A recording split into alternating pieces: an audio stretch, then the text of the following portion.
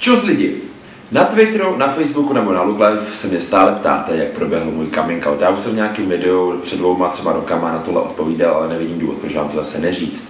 Takže můj coming out proběhl takhle, že jsem na chatu k rodičům přivezl svého tehdejšího přítele, rodičům jsem řekl, že to je můj nejlepší kamarád, protože v té době samozřejmě mý rodiče ještě nevěděli o tom, že jsem gay, už je to myslím tak cca 5 roků.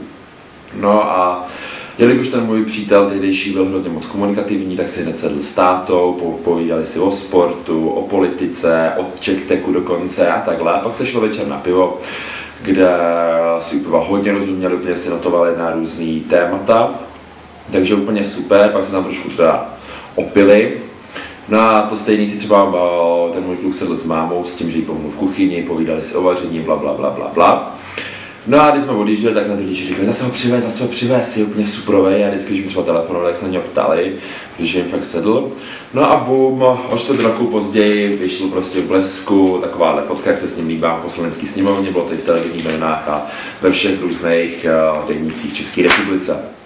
No a to mě samozřejmě rodiče poznali, jak se tam líbu s tím svým tehdejším nejlepším kamarádem, takže hned mi volali, proč jsem jim to neřekl, že to teda trošku jako tušili, ale že to bylo fajn, no a hlavně mi pak teda rodiče řekli, že byli rádi, že ho poznali jako normálního kluka, protože si dřív o mokejích nemysleli tak hrozný věci, ale poznali aspoň díky tomu, že to jsou normální lidi, že on je normální kluk, že jsem se ničeho bát a od té doby prostě to berou úplně v pohodě, za což jim děkuju.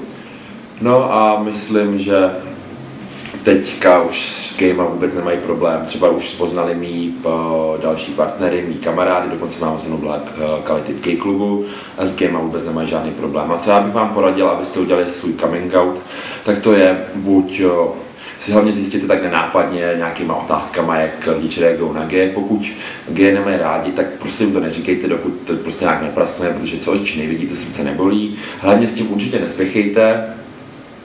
A vyberte si lidi, kterým to třeba řeknete, protože i nejlepší kamarád vás může zradit, protože na světě je zatím ještě hodně stupních kamarádů. Prostě buďte v tomhle hodně opatrný a pokud už to praskne, tak si z toho nedělejte hlavu.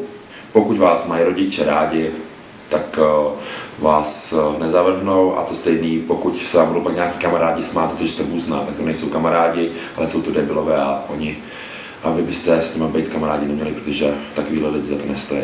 No a vy mi napište v komentářích tady po tohle video, jak proběhl váš coming out, jestli jste s tím měli dobrý zkušenosti nebo špatný a jak byste poradili třeba lidem, kteří se na svůj coming out teprve připravují. Mějte se fajn a užívejte poslední týden prázdnin. Čus!